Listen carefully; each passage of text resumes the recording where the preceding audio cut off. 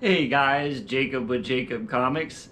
Happy new comic book day, May 24th, 2023. I hope all you guys found all your books as usual in your cubby, at the local comic shop, on the wall, or mailed to you. However you guys get your books, I hope you guys found all the books that you were expecting this week. I did. It was kind of a lighter week.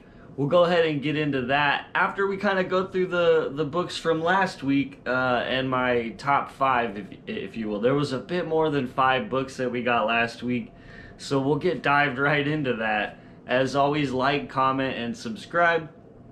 Help spread the channel to more people who like the comic content. So in no particular order, the 3 books that landed outside of the top 5 are X-Force number 40, which was a pretty fun read. We had it's kind of the start of this new little mini series. They're calling it, the Ghost Calendars Part 1. And in this, we're seeing Kid Omega has come back from the future, and I don't think this really ruins it. Beast has done a lot of things to the time stream, right? And so Kid Omega and a group of the X-Force members, including Domino, Deadpool, Colossus, and Wolverine, go ahead and go out on a adventure into the future, and it's actually pretty cool. I can't lie, if that sounds cool to you. I thought I had a lot of fun with it. Next up, we have Red Goblin number 4. Got the variant cover on this one, just a really awesome variant cover. Kind of reminds me of the covers by Kunka Lim on the Carnage run right now, and yeah, it's super awesome. And this run's been fun too. I don't want to spoil anything that happened, but somebody kind of close to Normie has found out that he's a superhero, right? So there's some stuff goes down with that, and it's pretty good. I'm still on board with the series. We got a lot less of Normie's symbiote. I forget its name right now, because he gave it a name. We get a lot less of Normie's symbiote kind of back talking and being funny, but there is a little moment of it that hits, and I'm, as usual, I'm kind of expecting that to continue with the series. And this was a more heavy issue that dealt with some stuff, so I got to give it a thumbs up, man. It was really fun. Next up, out of the 3 that didn't make the top 5, we have Miles Morales number 6. It's Carnage. What is it? Carnage Reigns. Yeah, Carnage Reigns Part 2 of 7. I actually did not read the initial Carnage one shot, Carnage Reigns one shot. So this was kind of jumping right into the story, and I felt like they explained. I at least knew what was going on basically. And it's pretty much action throughout. Lots of stuff's going on. Miles has just gone from this, brand new, pretty brutal bad guy that destroyed his house. They had to move somewhere else, and now he gets dragged into this storyline with Carnage. It wasn't a bad issue. Just didn't make the top 5. So in the number 5 spot, we have Guardians of the Galaxy number 2. Loving this Gamora cover. It's really awesome. If you look close to, you can see in her sword is Peter Quill, Star-Lord's reflection. So they're kind of fighting side by side.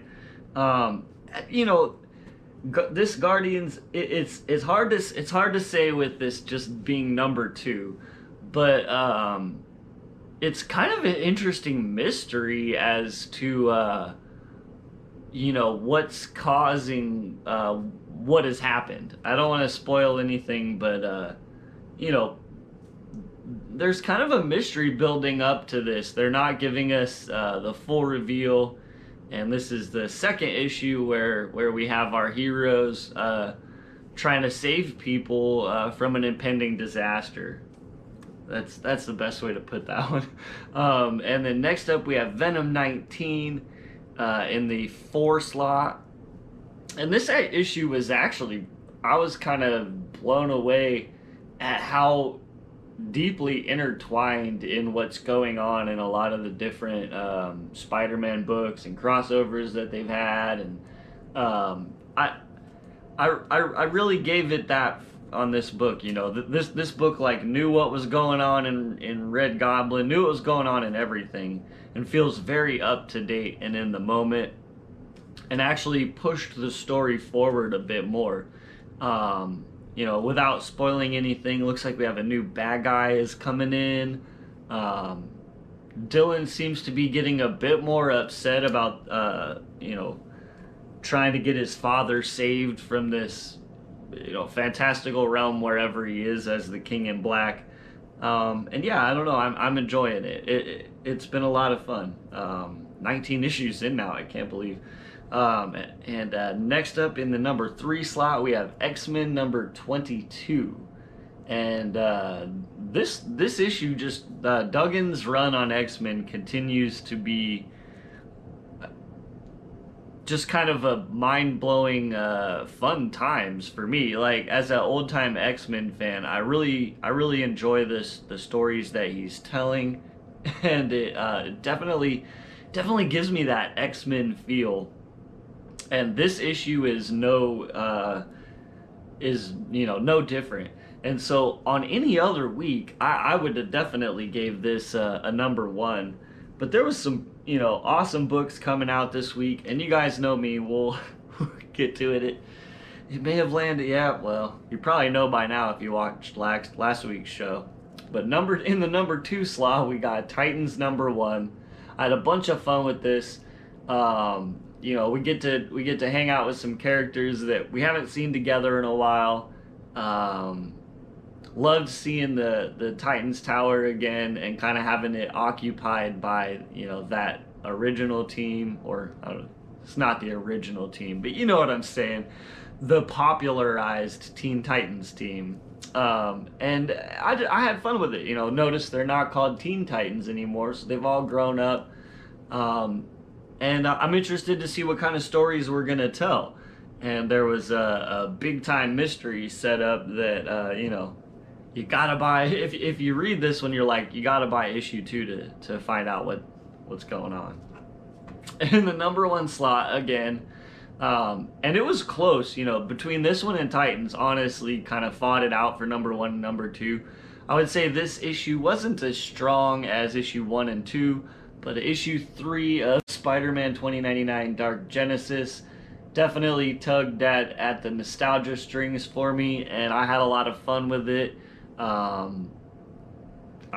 This series has just been a blast. It totally reminds me of what drew me into 2099 when I was a kid, which is kind of this bad place of the future. Like, the future is not a good place. It's a very Judge Dredd sort of a spin on what could happen in the future. And you know, corporations run the world. It's sort of interesting too to me to see over the last 30 years how some of the stuff that was in the original 2099 run and sort of set up for the universe is it could be the way that society's headed still, and that's kind of interesting to me. That you know, a hot take, if you will, from 30 years ago is now still relevant and very possibly, you know, it's great science fiction because it could be real. And I think that's, you know, I love science fiction, guys. I don't know if you know that. Giant Star Trek fan from my childhood. All kinds of other sci-fi. I love sci-fi. And that's another reason that the 2099 series most especially draws me. It's just that futuristic sci-fi spin on it. I really think they're handling it well on this. You know, this mini-series is 1,000 times better so far than the last mini-series. Big thumbs up for Orlando. I'm having a lot of fun with it. Let's get dived into books that I got this week. And if you see the kind of a tall stack, I found, getting the mysterious black bag, a Spider-Man 2099 Funko Pop. Another one. But this one, guys. So this one, I found this one at my local comic book store, and they just got a couple of them in, and I don't know where it's from, but it says on the front here, Entertainment Earth exclusive, glows in the dark. And this thing really glows in the dark. I already kind of tested it out, and man, does it, the whole head glows. It's really cool. I am super pumped about this Funko Pop. All right, guys, let's go ahead and get dived into the books. Now, this has been a fun month to be a Spider-Man 2099 fan. I am not going to deny this. We've got the Across the Spider-Verse movie coming out. Funko Pops, you know, are at the store with my favorite character. It's not often, you know, that he gets his kind of day in the limelight, and we have it again because they're doing this all month, issue every week, which is super cool. Spider-Man 2099 Dark Genesis issue number 4. Legacy number 96 creeping up towards that issue 100, which it won't hit in this mini-series, but I definitely could see them doing another mini-series after this, or maybe even with it give us an ongoing title, and he hits, you know, the issue 100 milestone on I think it's like gonna be like issue 4 or 5 of whatever they decide to do next, because this is 96 and then 5's 97.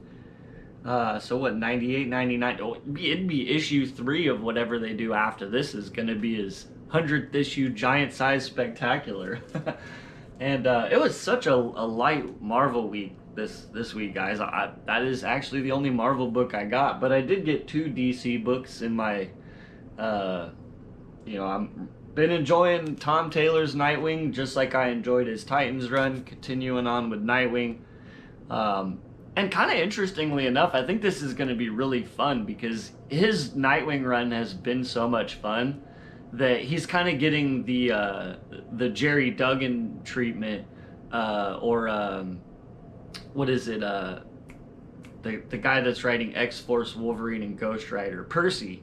Yeah, he's kind of getting like the Percy treatment in a way, where he gets to write several ongoing titles that all have an issue every month.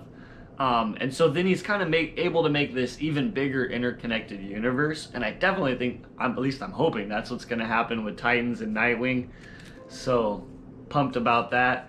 We got the Dawn of DC across the top of this one now too, so I think that might be the second one they did that.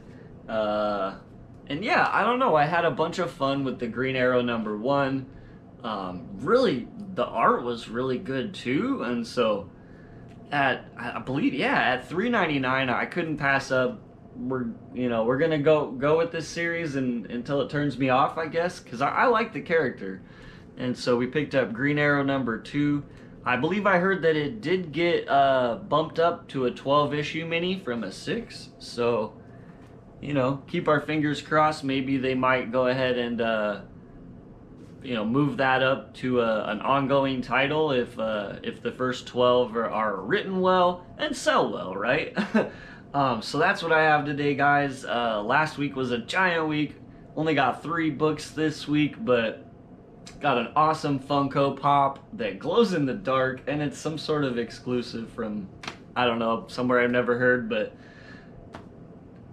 he's in a different pose, and when I saw how glowy he really is, I was definitely like, that was worth it. I'm stoked.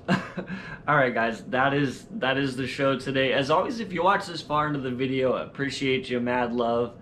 Like, comment, subscribe.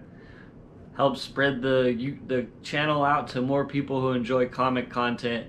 As always, we'll see you guys next time, and have a great day.